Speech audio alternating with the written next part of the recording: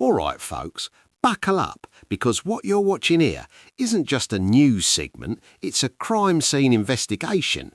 We are witnessing the slow-motion assassination of British sovereignty, and the weapon of choice is a fountain pen wielded by a man who'd rather be clinking glasses in Davos than fixing a pothole in Doncaster.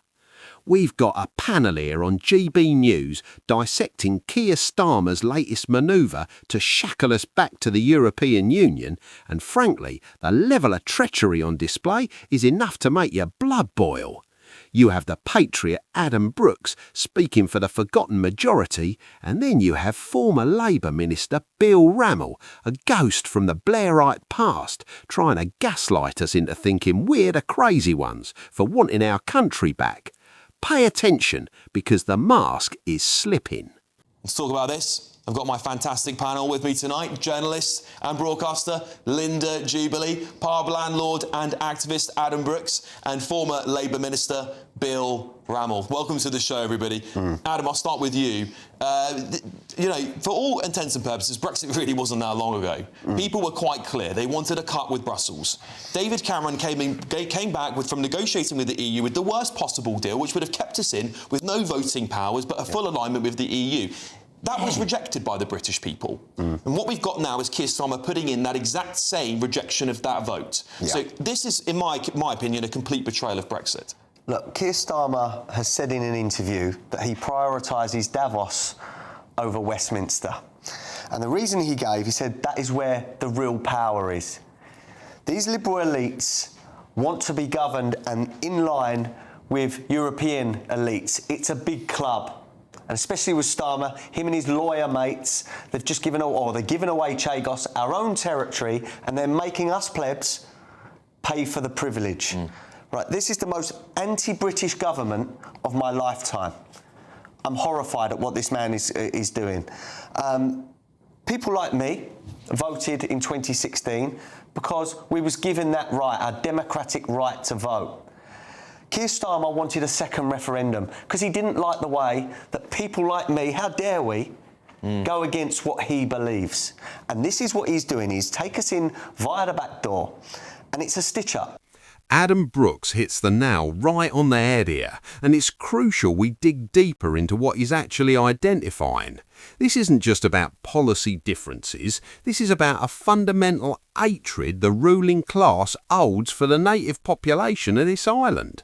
When Starmer says he prefers Davos to Westminster, believe him, that is a confession. It tells you that his allegiance lies with the supranational oligarchy, the World Economic Forum types, the Brussels bureaucrats, the international lawyers, not with the steelworker in Sheffield or the cabbie in London. You have to understand the psychology here. To people like Starmer and the establishment blob, the 2016 Brexit vote wasn't a democratic mandate, it was a peasant revolt that needs to be crushed. They spent years trying to overturn the result, and when that failed, they switched tactics to containment. What Brooks calls a stitch-up is actually a sophisticated realignment strategy. They are harmonising our laws, our military and our trade rules so closely with the EU that technically leaving becomes irrelevant because we are structurally bound to them.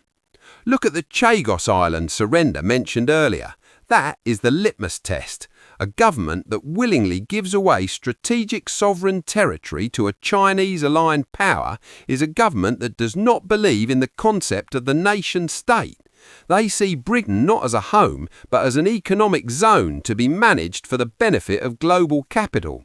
Starmer is terrified of a divergent Britain because a successful, independent Britain destroys the entire narrative of the European project. He's taken us back in via the back door because he knows if he asked you through the front door, you'd slam it in his face. This is a deliberate humiliation of the electorate. They want to make you pay, literally and culturally, for the audacity of voting for your own freedom. Because he knows, anyone in this country knows, Bill surely is starting to realise now, that as long as Nigel Farage, let's hope so, is alive, he will be the next Prime Minister of this country. Okay, it's no, shaking your head, Bill. It's a shoo-in, and they know that, and they want to try and punish us. Linda, I'll come to you in a second because I want you to. I know you've got a lot of notes. Linda, go on. I feel as though Bill should have. Yeah, go on. All right, if you want to give it to Bill first, go on, Bill. Well, firstly, Adam, take the tablets. Nigel Farage's shoo-in when he's on 28% of the vote historically is just not accurate. The momentum. If you go on the streets and speak to people, you'll realise the momentum is coming down in terms of Farage's approval ratings. But anyway, let's deal with the facts. Shock horror. The European Union wants some protection from the madness of Brexit. Wake up and sniff the roses. The reality is that termination clauses are part of any trade deal. And the clause that you're talking about says that in the event that a future government, it doesn't say that government can't rip up the deal, but if it did, it would have to pay for the infrastructure costs and the reinstatement of border costs. I hear all the invective. You're not in line with British people. By 2 to 1, by 2 to 1, when you look at the polls, they regret Brexit. 65% of them want a closer relationship with the European Union. Why? Because we've lost out massively from Brexit. There was a study. Well, there was a study just before Christmas that was authored, I think, from Stanford University, that the cost to the UK exchequer in tax terms was about £90 billion a year. Still less than we pay the EU. Hold on. What are you talking about? Look at the facts. The annual cost was about £5 billion a year, and we benefited from that. There's a lot of secretive costs that go with that. But UK investment's up 19.5%. We've got exports are up higher than the EU. So the EU's exports are 5%. Ours are around 8%. Employment has increased significantly since we left the EU. Unemployment in the EU is 6.2%. Ours is only 5%. We're doing way better off outside the EU. Then why, Alex, don't people agree with you? Well, because it's narrative. And also, a lot of people voted for Brexit to take back control of their borders, which the Tories failed to do, dramatically failed to do, actually. Yeah, so that's a massive part of it. But in terms of economically, we are better off outside the EU. Let me come back to that independent study that said £90 billion a year lost in terms of taxes and public spending. From the central issue at hand here. So the first thing we have to pay attention to is the election is 3.5 years away. That's true. And no one can predict what is going to happen. Not you and not you. OK? So the next thing is that this does seem to me, because it does involve a fine, this is anti-democratic. You do not nobble the incoming government because you fear it's going to do something you don't want it to do, because we're a democratic country and we don't do that. We actually don't do that. Linda puts it politely, saying we don't do that. But let's be real, they absolutely do that, and they are doing it right now. This discussion about the Farage clause, or termination clauses with massive financial penalties, is the deep state's insurance policy against democracy. They are terrified. They look at the polling, they see the rise of right-wing populism across Europe, they see the potential for a Reform UK breakthrough, and they are rigging the game in advance. Bill Rammell's response here is typical technocratic arrogance. Did you hear him? He immediately pivots to independent studies from Stanford and scoffs at the idea of sovereignty. These people worship expert consensus over the will of the people. Rammell represents that zombie class of politician who thinks the only reason you voted Leave is because you were too stupid to understand a spreadsheet. He talks about infrastructure costs and reinstatement costs as if freedom creates a bill that is too high to pay. It's the language of an hostage taker. Don't try and escape or it'll hurt. The lock-in mechanism they are discussing is designed to make Brexit reversible in name only. By agreeing to these EU defence pacts and alignment rules with massive exit penalties, Starmer is ensuring that even if a true nationalist government gets elected in 5 years, their hands are tied. It's the scorched earth policy of a liberal elite that knows its time is running out. They are essentially creating a legislative trap where any attempt to prioritise British interests over European ones triggers an economic bomb. It is anti-democratic, it is cowardly, and it confirms that the battle for Brexit didn't end in 2020, it's raging right now, and the enemy is inside the gates. They aren't trying to make trade easier, they are trying to make independence impossible. So he sticks to his... Keir Starmer sticks to his policies, but he should not be tying the hands of any future government that comes in and disagrees with him. Because, as I said, we are a democracy. Then we don't do trade deals and we lose out significantly. And this is about... This is about food and agricultural products.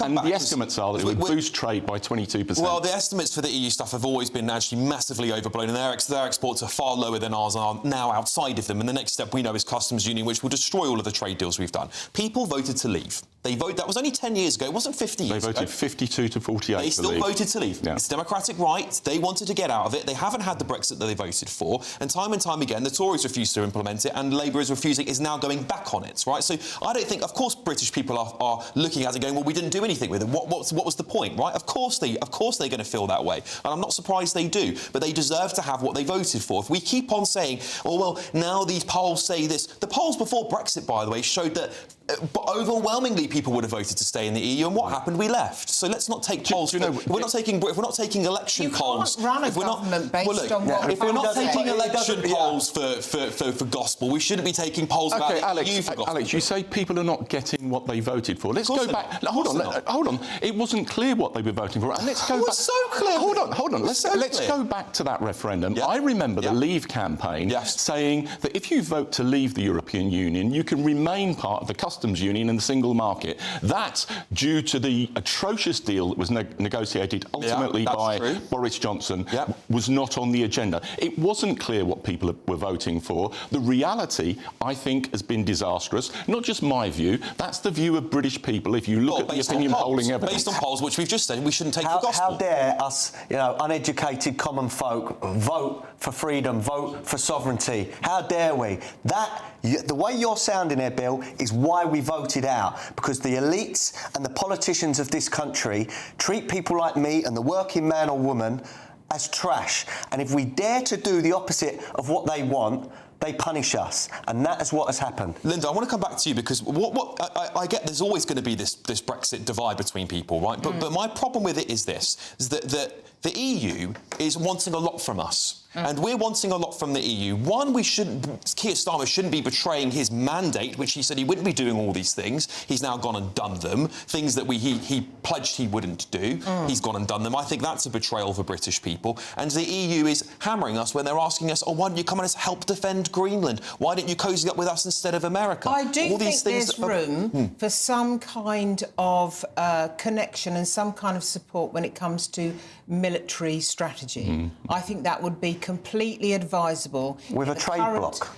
It's a trade bloc, let's be honest. No, I'm talking about what we do about the geopolitical situation right now. But the EU is a trade bloc. Let's remember that. OK, but I am talking about the kinds of things our military leaders have been talking about all week long. And every single major, significant military person we have here says we have to have militarily a closer relationship with Europe in the current environment. But that's not the same. Europe is not the EU. I agree with that. I'm saying that. I'm making that distinction. I'm simply saying, OK, I agree with it in that one area, but we do not need to be moving back into Europe by stealth. Exactly. It's like a weird form of the stealth taxing. We're going back in by stealth, and that's not fair to people. No, but we're not going back in by stealth. Look, personally, I wish this Labour government was saying at the very least that we would rejoin the customs union because there would be significant benefits to us. But the government hold on. The government is not saying that, and Keir Starmer is not saying that. He's saying no to rejoining the European Union, no to the single market and no to the customs union, but yes to closer trading relationships. And Bill, whenever you said that they're not going to do this and they've come back 2 weeks later and they've done it, I'd be a wealthy man today. Well, but that's the problem. You've got more sense than they do, Bill. And I respect you for that because you look at things in an objective way. Keir Starmer doesn't have those values that you do. He's ploughing on with this completely headless chicken policy about everything. He hasn't got values on this. If he intended to take us back, say, into the customs union, I think he would have made that clear by now. And yet, at every juncture, But isn't that his problem? Every juncture, he's saying no to that. I personally Isn't wish that he exactly would. his problem, though? He does things by stealth. He does things in a half-hearted way, changes his mind, he's inconsistent. That is his precise problem. That is a big But look, if this government cannot work out that increasing national insurance contributions and business rates and things on businesses hurt jobs, cost billions, then how can they be trusted with complicated EU law and business? How? They can't even sort this country out, yet they want to tie us into things that are complicated. This whole mantra is stop the world, I want to get off. If you live in an inter-trading relationship and you want trade deals, that involves compromise. And the compromise of this is that we get a deal, we boost our agricultural exports by about 22% according to estimates. But if any government chooses to rip this deal up, which would be their right, as is part of any trade agreement. As is the part of any trade agreement that you sign. I understand that, but I also think these are meant to be our greatest allies. These are the people, the coalition of the willing, all this military, all this stuff. We're meant to be friends. And we're not friends, we're adversaries, and we're not looking at this realistically, and the British government currently is not taking it seriously, that actually they don't have our best interests. No. They're looking out for their super bureaucracy. That's their job. Our job is to look out for Britain, and I don't think this government has understood that very well. Look at the fisheries deal we've done. Look at all the other things we've been doing around the world, Chagos and all these other things. Britain is not a priority to them, and that is why I've got this big problem. The British national interest, and British people back this up in polling, the British national interest is to have a closer trading relationship with the European Union, and that's what the government's trying to deliver. Give us another referendum, we'll win it again. That's what I say, Bill. Give us another referendum, we'll win it again. I tell you what we need We're not going to have that. We'll come back. But I tell you what you need to do if you ever have another referendum. I don't think it'll be that soon, but you need a super majority this time round. There you have it. You're seeing the two distinct worldviews clashing in real time. On one side, you have the logic of the managerial class, Bill Rammell and Keir Starmer, who view Britain as a problem to be managed, a subsidiary of a European empire that treats sovereignty as an outdated nuisance. On the other side, you have the voice of the people, demanding that the vote be respected and that our borders and laws remain our own. Starmer is hoping you're too distracted to notice he's welding the chains back on. He thinks if he calls it a reset or cooperation, you won't notice it's actually submission. But the anger in that room and the anger in this country suggests he's miscalculated. My question to you is this. If they manage to lock us into these EU structures with penalties so high no future government dares to leave, does the ballot box even matter anymore? Or have we officially moved into a post-democratic era?